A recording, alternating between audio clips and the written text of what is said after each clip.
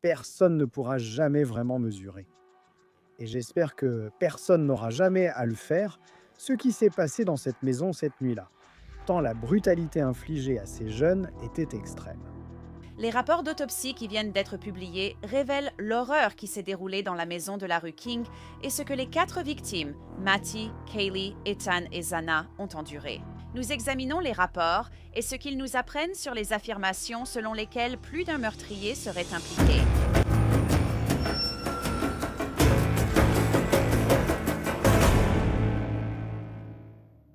Bienvenue sur Law and Crime, je suis Anne-Jeannette Lévy.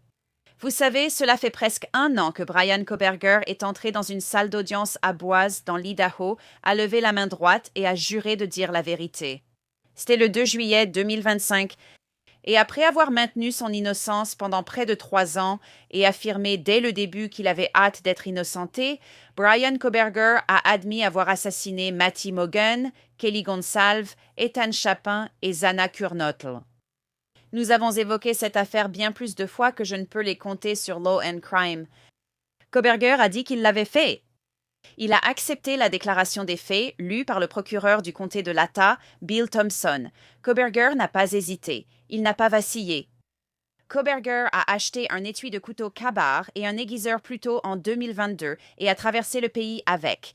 Et le 13 novembre 2022, il a reconnu s'être introduit dans la maison de King Road et avoir poignardé à mort les 4 étudiants universitaires.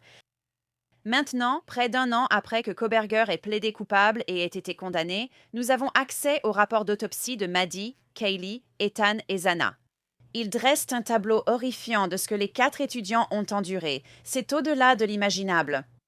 La médecin légiste en chef du comté de Spokane, la docteure Venus Singh, a pratiqué les autopsies sur les 4 étudiants et elle était prête à témoigner en tant qu'experte pour l'accusation.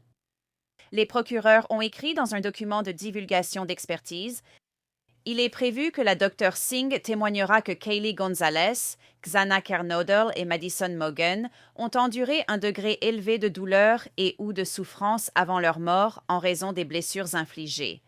Il est prévu que la docteure Singh témoignera également: Ethan Chapin a aussi ressenti un degré élevé de douleur et ou de souffrance avant sa mort en raison des blessures infligées, mais dans une moindre mesure que les autres victimes. Et la docteure Singh était prête à témoigner que les blessures infligées aux 4 victimes étaient compatibles avec un couteau Ka-Bar, le même type de couteau possédé par Brian Koberger. Les procureurs ont écrit: la docteure Singh donnera son avis selon lequel les blessures de Gonsalves sont compatibles avec une lame à simple ou double tranchant comme étant à l'origine des blessures. La docteure Singh donnera son avis selon lequel l'utilisation d'un couteau de combat Ka-Bar taille standard du corps des Marines des États-Unis est compatible avec les blessures observées. La docteure Singh a fait d'autres constatations concernant des blessures spécifiques qu'elle a relevées sur Ethan Chapin. De plus, la docteure Singh témoignera au sujet des preuves indiquant que le couteau utilisé sur Ethan Chapin présentait des signes de la présence d'une garde de lame. La docteure Singh donnera son avis selon lequel les blessures de Chapin sont compatibles avec l'utilisation d'un couteau à simple tranchant comme origine des blessures. La docteure Singh estimera que l'usage d'un couteau de combat Ka-Bar taille réelle du corps des Marines des États-Unis correspond aux blessures observées. Et il y a bien plus encore dans ces rapports, y compris des informations sur la possibilité que 2 couteaux aient été utilisés. Donc, je voulais vraiment faire appel à quelqu'un avec une grande expertise pour analyser ces rapports d'autopsie, les conclusions des experts, et je n'ai trouvé personne de mieux pour cela que Joseph Scott Morgan. C'est un enquêteur médico-légal, spécialiste des décès et animateur du podcast à succès Body Bags. Écoutez-le. Joseph, merci beaucoup d'être avec nous. J'aimerais d'abord avoir ton avis sur ces rapports d'autopsie. Nous ne pensions jamais les voir. Ils sont scellés dans l'État de Washington. C'est le comté de Spokane qui a réalisé les autopsies. C'est avec eux que Moscou passe contrat. Quel est ton avis général sur les rapports d'autopsie? Très approfondi.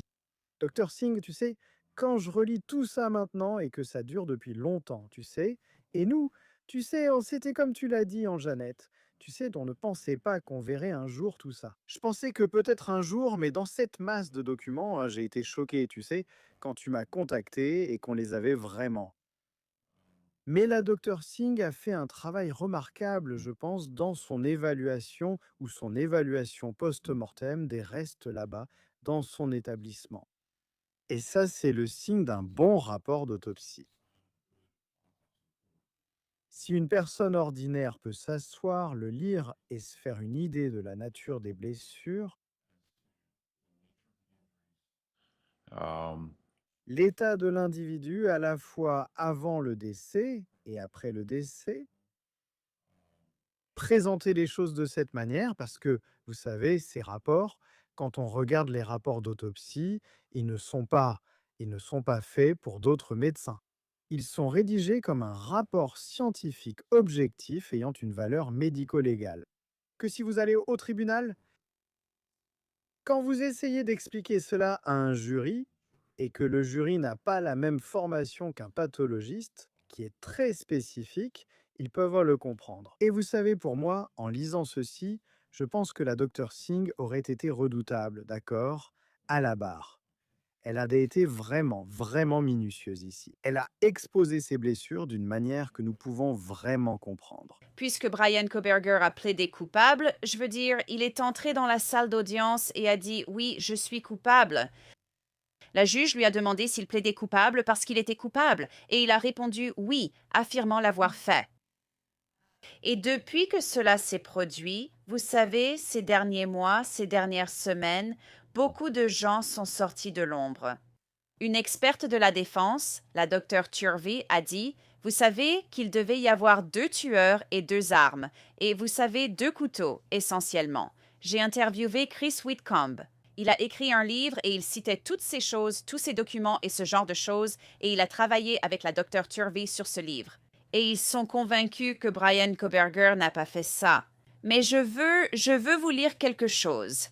Apparemment, c'était l'un des avis que la docteure Singh aurait présenté si l'affaire avait été jugée. Et je comprends maintenant d'où vient cette histoire de 2 armes, 2 tueurs. Et nous allons afficher cela à l'écran. La docteure Singh donnera son avis selon lequel les blessures de Kurnotl sont compatibles avec une lame à un seul tranchant et ou une lame à double tranchant comme étant à l'origine des blessures. De plus, le manche et ou la pointe du couteau pourrait expliquer l'apparence de dentelures sur certaines des blessures au visage de Kurnotl.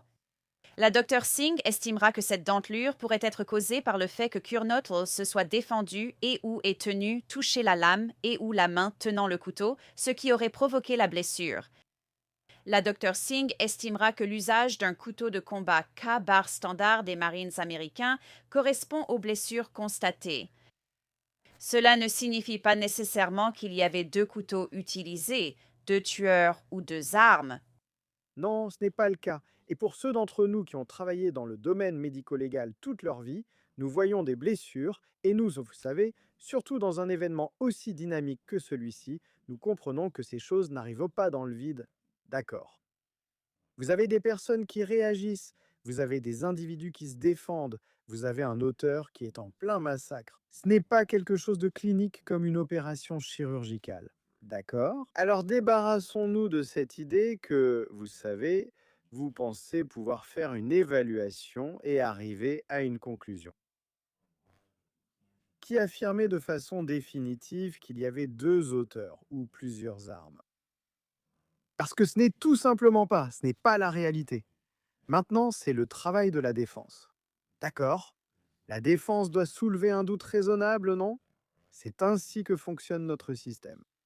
Mais je pense que lorsque vous commencez à considérer la nature de ce couteau dont nous parlons, cette arme, ce kabar, c'est une arme de guerre, d'accord?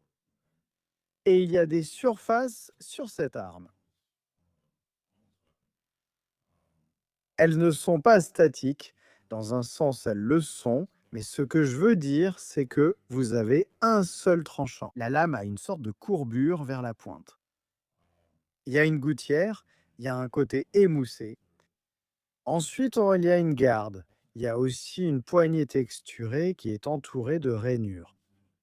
Et d'ailleurs, si tu retournes ce couteau sur son extrémité, l'extrémité arrière peut en fait être utilisée comme un marteau. Je conseillerais à tout le monde, tu sais, de jeter un œil à cet objet et de voir qu'il a plusieurs utilités. C'est pour ça que c'est un couteau utilitaire militaire. Parce que quand les Marines ont développé ce couteau juste avant la Seconde Guerre mondiale, je pense qu'il est entré en service. Ils savaient que nos gars qui allaient se battre allaient avoir besoin de quelque chose avec lequel ils pourraient ouvrir des caisses, d'accord? Qu'ils puissent en faire levier pour détacher des choses. Ils peuvent même couper des objets avec si jamais ils essaient de créer une position de combat. Et d'ailleurs, ils peuvent même faire la guerre des tranchées avec cet outil. Donc rien qu'en utilisant le manche, si tu tiens le couteau, tu peux en fait frapper avec comme ça. Tu peux le retourner, tu peux marteler avec. Tu le retournes encore, tu peux poignarder avec, tu peux trancher avec, tu peux parer en cas d'attaque. Alors, et tu imagines à quoi cette scène devait ressembler à l'intérieur de cette maison? Un bain de sang, c'est le moins qu'on puisse dire. Rien de tout cela ne s'est produit dans le vide. Donc, si vous essayez de tirer une conclusion, vous allez essayer de conclure qu'il y a eu plus d'une arme impliquée. Je pense qu'il vous reste du chemin à parcourir pour prouver cela. Et une arme ou un seul tueur peut utiliser plus d'une arme. Je veux dire, ça aurait pu être un point. Même si c'est le couteau qui est utilisé comme un marteau, comme un objet pour frapper, on peut quand même faire d'autres choses. Oui, oui, c'est possible. La personne aurait pu apporter une autre arme avec elle. Mais vous savez, leur conclusion, c'est qu'ils arrivent à cette conclusion. Vous savez, on revient à la gaine, n'est-ce pas? La gaine est retrouvée là, dans la chambre. Et bien sûr, cet identifiant va ramener ça au K-bar, n'est-ce pas? Et certes, ils n'ont pas le couteau. Il faut comprendre ça. Je ne sais pas si on aura un jour le couteau ou s'ils auront un jour le couteau. D'accord? Mais la question que vous devez vous poser est, est-ce possible qu'un couteau comme un couteau K-bar puisse rentrer dans cet étui? Très bien. Est-il possible qu'il ait été utilisé pour infliger toutes ces blessures aux 4 victimes? Et donc, vous savez, encore une fois, je reviens sur le mot dynamique. Vous savez, aucun de ces jeunes ne reste forcément immobile. D'accord, pendant que cela se produit. Vous savez, ils ont un instinct de survie qui se déclenche. Vous savez, ils se protègent. D'accord? Ils réagissent à la douleur. Chaque fois qu'un couteau s'enfonce dans une zone précise du corps, à moins que la personne ne soit morte, un centre de la douleur va s'activer. Donc ils vont se tordre, ils vont se retourner. Vous savez, ils vont gesticuler dans toutes sortes de directions en cours de route. Donc ils réagissent dans ce sens-là. Ce n'est pas simplement comme si vous aviez une personne qui est juste là, immobile. Ils ne sont pas positionnés comme une cible en papier quelque part, où vous plantez un couteau dedans et ils ne réagissent pas. Bien sûr, Zana, nous savons qu'elle était réveillée et qu'elle se battait. Nous le savons. Et elle, vous savez, Son rapport d'autopsie, ou du moins le résumé, le montre. Elle avait 23 blessures au cuir chevelu, au visage, et au cou, 7 à la poitrine et à l'abdomen. Vous savez, des plaies incisées et des blessures par perforation dans le dos. Je veux dire, aux membres inférieurs, partout. je veux dire, Cette pauvre fille a tellement souffert en essayant de sauver sa propre vie. Je veux maintenant passer à Kaylee, parce que beaucoup de gens ont beaucoup parlé des blessures de Kaylee et de la gravité de ses blessures. Elle était au lit à côté de Maddie. Elles étaient meilleures amies. Tu sais, Maddie, bien sûr, a aussi beaucoup souffert. Mais Kaylee avait certaines blessures que les gens ont soulignées.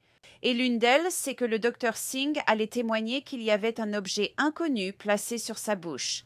Apparemment, elle avait aussi un appareil de contention fixe dans la bouche au moment où elle dormait. Et ses dents étaient cassées. Et Kaylee, selon le rapport, a souffert, vous savez, des raflures sur le nez et les joues, d'ecchymoses autour des yeux, c'est vraiment horrible. Et elle avait aussi cet objet inconnu placé contre sa bouche, c'est ce qu'a dit le médecin. Qu'est-ce que vous pourriez théoriser que cela aurait pu être? j'ai pensé pendant un certain temps que cela aurait très bien pu être le manche du couteau ou la façon dont l'auteur tenait le couteau. comme si le couteau était enfoncé avec suffisamment de force pour la maintenir en place, au moins avec assez de force pour provoquer ce type de blessure.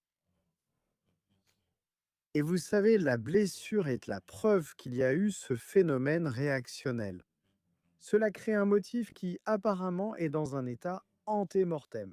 Ce n'est pas une blessure post-mortem qu'elle a subie. Et puis il y a cette dévastation au niveau de sa bouche où ses dents sont déchaussées. Je pense que nous avons des fractures des os du visage.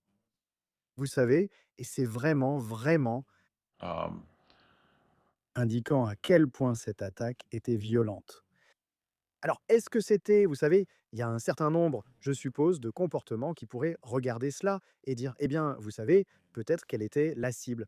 Et c'est à peu près aussi proche que vous allez l'être. Vous allez dire, eh bien, peut-être qu'elle était la cible. Je n'ai aucune idée si elle était la cible. Je ne sais pas qui était la cible dans cette maison. Je pense que tout cela reste très spéculatif. Mais tout ce que vous pouvez faire, c'est revenir aux blessures qui ont été subies lors d'une attaque brutale. Nous avons parlé nous avons parlé de Zana, vous savez, de sa réactivité. Kaylee était, vous savez, essentiellement coincée à cet endroit. Et Dieu seul sait pourquoi l'auteur, vous savez, a décidé de s'acharner sur elle en particulier, mais c'était un événement destructeur. Vous savez, il est en train de lui ravager complètement le visage avec cet instrument, quel qu'il soit. Je maintiens toujours que c'est un kabar. Et il est utilisé. Ce n'est pas seulement utilisé comme une arme tranchante, mais aussi comme une arme contondante, encore et encore. Parce que cela demande une force énorme et le fait de maintenir une personne, de la bloquer dans une position statique comme ça pour pouvoir um, causer cette perturbation structurelle chez elle. Est-il possible que Kaylee se soit réveillée pendant l'attaque contre Maddie, puisque Maddie était plus proche du bord du lit? Et puis il s'est passé quelque chose où elle a essayé de se défendre ou quelque chose comme ça. Et c'est pour ça qu'on voit l'asphyxie. Peut-être qu'elle a d'abord été poignardée à la poitrine, puis elle s'est asphyxiée parce que quelqu'un essayait de lui maintenir quelque chose sur la bouche. Est-ce que c'est possible? Oui, oui, c'est tout à fait possible. Si je me souviens bien aussi, ils ont parlé du docteur Singh qui avait mentionné qu'il y avait de la mousse séchée, ce que l'on voit souvent avec, uh, si tu penses qu'à la mousse d'une bière, d'accord. Si tu es en détresse respiratoire, tu vas produire cet exsudat qui sort de cette façon. On le voit, tu sais, hein, dans de nombreux décès liés à l'asphyxie comme ça. Et une partie de cela peut être due à ce genre de compression où tu maintiens une personne au sol. Tu empêches toute sa poitrine de se soulever et de s'abaisser, surtout si du poids a été placé dessus. Tu es aussi, tu sais, peut-être en train de la maintenir en place avec une main de maintien, tu sais, comme une pince en C autour de la gorge, comme ça, en serrant la gorge pendant un certain temps. Peut-être que pendant que l'attaque se poursuivait sur une autre partie du corps, tu couvrais la bouche. Il y a de nombreuses façons dont le système respiratoire peut être compromis. Et sans parler du fait que tu introduis aussi une lame dans le corps. Donc le corps va réagir de cette manière. Oui, je pense qu'il y a une possibilité qu'elle se soit réveillée. Maddie a également subi de nombreuses blessures par arme blanche, en particulier au visage. Je veux dire, c'est tellement dégoûtant, tellement malsain. Tu sais, pauvre Maddie, et elle était très ivre. Elle avait un taux d'alcoolémie élevé, 0,282. Et tu sais, c'était aussi l'avis du médecin que ses blessures étaient compatibles avec le couteau K-bar. Et il semblait qu'il allait y avoir un avis selon lequel elle ne croyait pas que Maddie avait la capacité de se défendre. Nous avions lu cela dans d'autres documents? Oui. Eh bien, quand tu vois, tu penses à la taille de Maddy, elle est plutôt menue, non? Et puis tu penses à ça, à son taux d'alcoolémie. Oui, moi je peux comprendre pourquoi le docteur Singh pourrait potentiellement arriver à cette conclusion. Tu sais, hein, parce que Maddy aurait été, ce n'est pas vraiment comme un état de rêve, mais elle, tu sais, à ce moment-là, quand ton taux d'alcoolémie est aussi élevé et que quelqu'un t'attaque. La seule chose qui pourrait te permettre de réagir davantage serait une montée d'adrénaline. Eh bien, si tu n'en as pas conscience, elle aurait peut-être juste été allongée là. On ne sait pas. On ne sait pas. Seul Laura le sait, non? On n'en a aucune idée. Mais oui, je pense qu'elle aurait pu être, tu sais, aussi impuissante qu'un chaton. C'est juste horrible. Pauvres enfants, tous ces enfants, mais Maddie, vraiment tous, c'est juste horrible. Finalement, Ethan, il semble qu'il ait subi moins de coups de couteau. La docteure Singh allait témoigner que Maddie, Zana et Kaylee ont énormément souffert et ont enduré de grandes douleurs avant de mourir. Ethan aussi, mais pas autant que les autres. La docteure Singh a constaté qu'il avait 4 blessures par arme blanche au visage et au cou, une blessure par arme blanche à la partie supérieure de la poitrine, 6 plaies incisées aux membres supérieurs, puis 6 blessures par arme blanche et plaies incisées aux membres inférieurs. Et il y avait aussi des blessures associées, notamment des perforations de la veine jugulaire, de la veine sous-clavière et de l'artère sous-clavière. Je veux dire, ces blessures à elles seules, la jugulaire et l'artère sous-clavière, ça serait fatal sur le coup, n'est-ce pas? Presque. En fait, on sait que, juste pour donner un point de référence, on sait que l'affaire Courtney Clinic l'est est en train de prendre de l'ampleur en ce moment. Et l'un des problèmes dans cette affaire en particulier, c'est que Toby, la victime, son artère sous-clavière, a été entaillée. Et c'est un homme très costaud, n'est-ce pas? Et lui, et cette blessure unique, il s'est simplement éteint. Donc si vous avez plusieurs atteintes à ces structures ici, il faut que les gens le sachent. Avec la sous-clavière en particulier, on parle de sous-claviculaire, ce qui signifie sous la clavicule, notre os de la clavicule. Si vous pouvez la sentir juste ici, ce gros vaisseau passe par là depuis des années et des années. C'est là que les professionnels de santé installaient ce qu'on appelait une voie centrale, de sorte que vous pouviez avoir un port juste ici pour pouvoir injecter des médicaments immédiatement. Ils ont largement abandonné cette pratique aujourd'hui, mais cela permettait d'injecter directement dans le système. Pourquoi? Parce que c'est un gros vaisseau. Donc quand cette artère est clampée et que la veine jugulaire est également clampée, ces structures à elles seules feront qu'une personne perdra connaissance très, très rapidement. Horrible, horrible. Ils ont été massacrés. Il n'y a pas d'autre façon de décrire cela. Je veux dire, ils ont tout simplement été massacrés. Et c'est choquant pour moi, d'une certaine manière, qu'ils aient opté pour un accord de plaidé coupable, que l'État ait été prêt à faire cela, mais je peux comprendre les deux points de vue. Je comprends pourquoi les Gonzalez restent bouleversés et réclamaient la peine de mort après avoir lu ces rapports d'autopsie. Oui, il n'y a vraiment aucune mesure que l'on puisse prendre au nom des familles. Et oui, je comprends, vous savez, parce que même de mon point de vue, je lis beaucoup de rapports d'autopsie. J'en ai lu au fil des années. Et même selon mes critères, la brutalité impliquée dans cette affaire, vous savez, dépasse mon entendement. Vous savez, parce que c'est comme si vous le regardez tel que c'est écrit. Mais il n'y a aucun moyen que quelqu'un puisse jamais pleinement apprécier. Et j'espère que personne ne le fera jamais. Ce qui s'est passé dans cette maison cette nuit-là par rapport à la brutalité qui a été infligée à ces enfants. On ne peut pas vraiment mesurer cela. Évidemment, le docteur Sein a fait un excellent travail ici. Si on peut utiliser ce terme très professionnel, c'est probablement un terme plus approprié, méthodique. Elle a pu s'installer dans son environnement et, vous savez, contempler tout cela, y réfléchir et organiser tout cela de façon très claire et concise. C'est pourquoi je pense qu'elle aurait été un sacré témoin à faire comparaître à la barre. Et je peux comprendre pourquoi les familles ont l'impression que justice n'a pas été rendue ici. Oui, c'est juste, vous savez, il n'y a pas d'appel. Vous savez, vous savez, au moins ici, il y a une sorte de résolution. Il n'y avait pas, vous savez, pas de risque. Il y a une reconnaissance de culpabilité, mais je comprends. Aucune allocution du tout, ce qui, de mon point de vue, après avoir couvert beaucoup d'affaires, est probablement la partie la plus insatisfaisante. Et ma satisfaction n'a pas vraiment d'importance, mais je veux dire, en gros, je reviens toujours à BTK.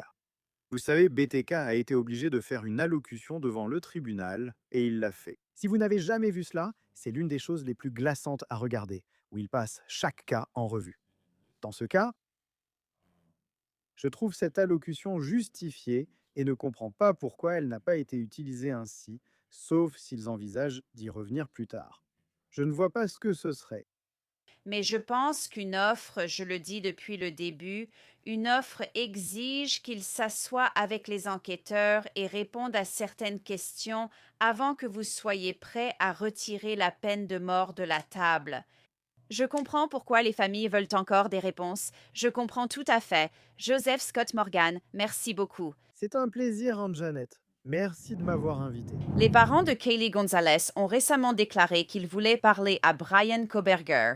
Ils veulent savoir pourquoi il a tué leur fille et lui a infligé une telle brutalité. Ils ont aussi créé une fondation en sa mémoire, appelée Le meurtre a un nom. Ils veulent aider d'autres familles à identifier les meurtriers de leurs proches grâce à des tests ADN avancés.